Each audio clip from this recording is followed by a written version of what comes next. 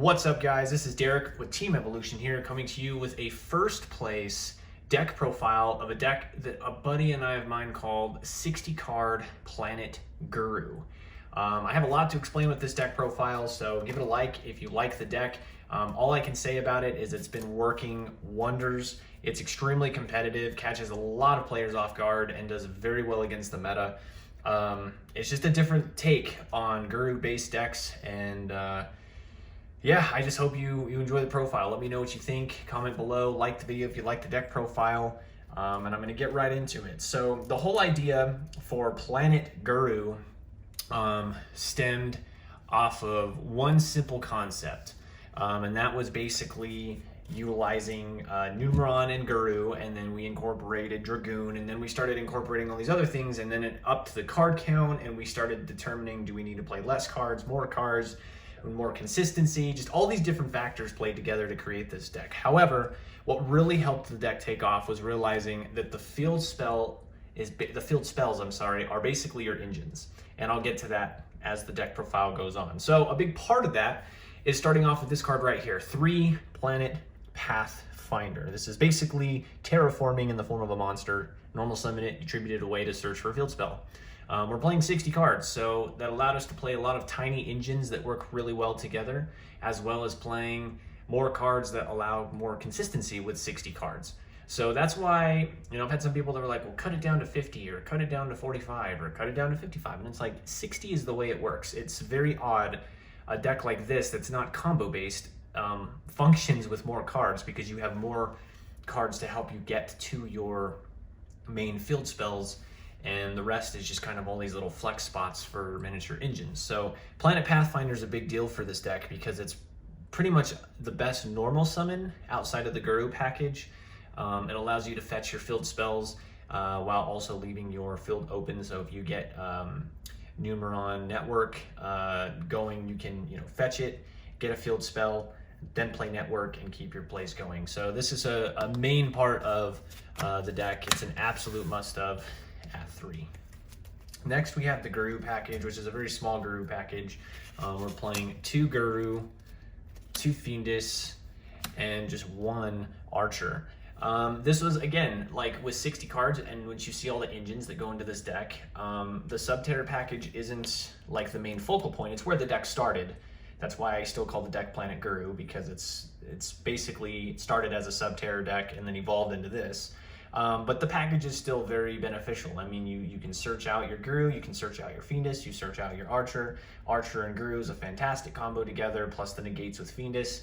It's just a great package. The Subterra package is just a really good control package already, and trimming it to this works very well for the deck. So very light on that package. I don't play Umastrix because this build just doesn't really need to. Granted, you have a less chance of seeing it, but I just don't really think you need it. Then I play 3 Numeron Wall, so we do have the Numeron package included. Wall at 3 is, again, very important because of a few different reasons. It's typing, which I'll get to that in a minute. The fact that it fetches your network for your Numeron package. And also the fact that it actually has a pretty decent other hand trap effect, where it's kind of like a battle fader, where it can summon itself to end the battle phase. So it's a great card all the way around. You're playing 60 cards, so you want to maximize on this to just, again, get your plays going. Pathfinder and Wall is the best 2-card combo, if that's what you want to call it. And once I get to the field spells, I'll explain why. But yeah, so 3 Wall, 100%. And then the random one-ofs, we play a very tiny generator engine in the form of Har, Generator, Boss of Storms, and Boss Stage. This is probably one of the best ones. He's an Omni Negate, and he can kind of ruin your opponent's hand if they decide to search with him on the board. So, and he's big, so that makes all the difference in the world. And then we also play a one of Pankratops because it's just a good card. It just comes in clutch in the right moments. It's easy to summon, it's big, you can pop cards with it. It's just a great card. So those are just kind of the 2 random one-ofs. Then this is pretty much the MVP package of the deck. We play 2 Arc Nemesis Acostos and 1 Nemesis Flag. This package is insane in this deck. Ideally, I'll start by reading this card. If you don't really know what this card is, it cannot be normal summoned or set, and it can only be special summoned from your hand by banishing 3 monsters with different types from your graveyard and or face up on your field. It can't be destroyed by card effects. Then you can declare 1 monster type, destroy all monsters on the field of that type, and if you do, that part's important, until the end of the next turn, another player can special summon monsters with that type. So this card, I found this card and I was like, wow, this is essentially like a free boss monster for the deck because of how many types that you play.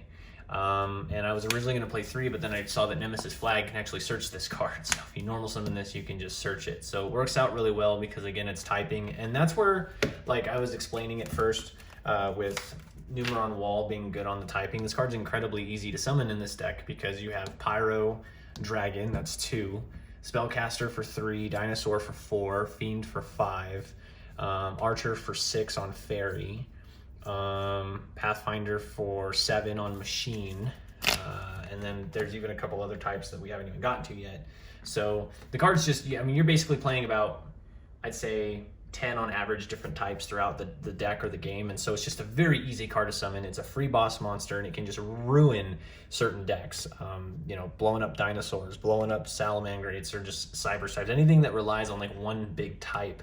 This card just comes down for free and just shuts down those cards. So it's an absolutely insane package on a deck that just abuses the heck out of it. We're of course playing the Dragoon package. And then hand traps, I'm playing 3 Effect Veiler, 2 Nibiru, and 2 Ash Blossom. I am also playing Imperm, but I'll show that with the traps. You know, again, this is a little different than what most people are playing right now. Most people are playing Nibiru, or sorry, not Nibiru's, Gammas, alongside Nibiru's. Not a lot of people are playing Veilers or Ash, but Ash is just a really good, like, all-around card to turn off a lot of great effects. It's a zombie, so it's another type for Akastos. Nibiru is just a good all-around card as well. I cut the 3rd one for the Pinkertops, which I feel like was, I don't know, I like the Pinkertops, so it works. A rock, so it's another type. And then Veiler's just a great hand trap in general. Sorry, I have all these off to the side. They work. I don't really think playing Gamma is like that big of a deal versus playing these. I don't really like playing Gamma in a deck like this where it's more, I feel like it's more dead. Like, it's a great hand trap, of course, it's probably the best one right now, but I prefer these as my hand traps. I'm already playing so much control that like playing Gamma is not too big of a deal for me. That's it for the monsters. For the spells, 3 triple Ts. This is, I think, standard in almost most control-based deck right now. Then we're playing 3 Memories of Hope. So I like this card. Some people would probably say no to this card and play something else, but when your Numeron package goes off and you can draw 3 or 4 cards, it's really busted. It gives the deck a good sense of turbo with draw power, and it's not as dead as you would think. Like, most people would say, well, you know, if you don't get your Numeron package and you draw this, it's dead, and like that is true, but realistically, you should be seeing your Numeron package quite often, despite this being 60 cards, and this is just a fantastic way to keep the deck moving. So I love the card personally. You can't really play the pots in this variation. There's too many like miniature engines that Desires can ruin, and the extra deck is too precious to play Extravagance, so this is the next best like kind of free draw cards. 2 Calling, because I like sometimes being able to get the Numeron system off twice if I can. And then 2 Red Eyes Fusion. I don't like the full Red Eyes package of like 3 Fusion and 3 Instinct, or not Instinct, whatever the card is that searches this. I don't really like playing that package. The Dragoon is not the main premise of this deck, so I like being able to use this as kind of like a, okay, you stopped this, you stopped this, well now I'm just going to go into Dragoon or Predaplant or whatever into Dragoon. And that's why I play 2 as well, you know, in case I do draw the 1 copy or just something wrong happens, the 2nd copy is there, and it works out nice. Now for the main premise of the deck, the planets, which is where Planet Guru comes from. You know, your Planet Pathfinder digs out these cards.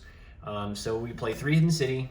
Arguably, because of the Guru package, it's the best one. Getting to your Guru to start setting up that package is really great, so you want to play 3 of that.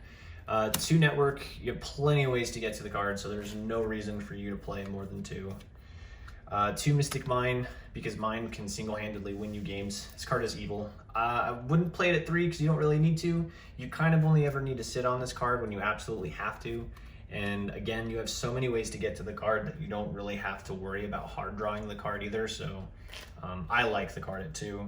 And then the 1 boss stage to go with the Har. And so like ideally Wall and Pathfinder, the play with that is to normal summon Pathfinder, pitch it for boss stage, and then ditch your Wall to get your network, go into your Zexal, and then play this. That way on your next turn you have Zexal plus Har. So probably a kind of standard Numeron boss stage play, except the only difference is you're using Pathfinder to search this out to get to it quicker. So it's pretty good. And then your field spell supports 1 terraforming, 1 set rotation, 2 demise of the land. This card's insane in this deck. Sometimes it's nice to just being able to like set this, and then when your opponent special summons, flip it to put Mystic Mine out, and you can just win games with that. And then Metaverse to just go in hand with all the field spell stuff. So between the walls, the Pathfinders, the field spells themselves, and then your support cards, you have plenty of ways to get to your field spells. Traps, 1 final battle, because you only really need 1 in the deck. 2 Ice Dragon's Prison. I love this card. I think it's fantastic on the control side. It is kind of niche though, so you don't really have to max out on it. I think 2 is a good number, but I really love the card when it goes off. And then of course 3 Imperm, 3 Solemn Judgment, and then the last MVP is 3 Crackdown. I think this card's beyond nutty. I can't tell you how many games I've closed out by using Crackdown. And like another thing with the Costos, like you can always like steal your opponent's monster and then banish it as one of the materials for a Costos if you are like low monster count on the field or in your grave. It's awesome. Like it's really good. That's where Costos works incredibly well with the deck. The extra deck's pretty simple. You play 2 1s, 2 2s, 2 3s, and just 1 4. You know, your first set's gonna get you out Zexal. Your second set's gonna be your beatdown or, you know, whatever else. And then the 1 Zexal, the 1 C1, and the 1 Megaclops for when you need those. Verte and Dragoon. And then my flex spots in the extra deck. Right now I'm playing Hulk, Celine, and Access Code Docker. This is for when like I can normal summon an Effect Veiler or normal summon the Ash Blossom and go into this, pull out the Effect Veiler, go into this, pull out the Effect Veiler again, go into this. It doesn't happen very often, but it's kind of a cool little play. You could also flex in like the Natis, Mechaba, and Nova for the Dogmatica matchups, you know, whichever. But this is kind of a fun little package that can come out of nowhere if you're running low on resources and have the opportunity to go into this. It's pretty cool. Catches the opponent off guard for sure. I've won a game with it once, but it doesn't come out very often. That's pretty much it, guys. The deck is super fun. It's super unique. If you have any questions on how the deck works, like just let me know. But it's just a 60 card control based deck, and it's been doing really, really, really well, which is so weird because when you look at it on paper or you just look at the overall scheme of the deck, it just feels like it doesn't make sense. It doesn't work, and it does. And it's very weird. So 60 card Planet Guru. If you guys have any comments, questions, opinions, ideas to make it even better, by all means comment below and let me know. Again, this is Derek with Team Evolution. Have a good day, everybody.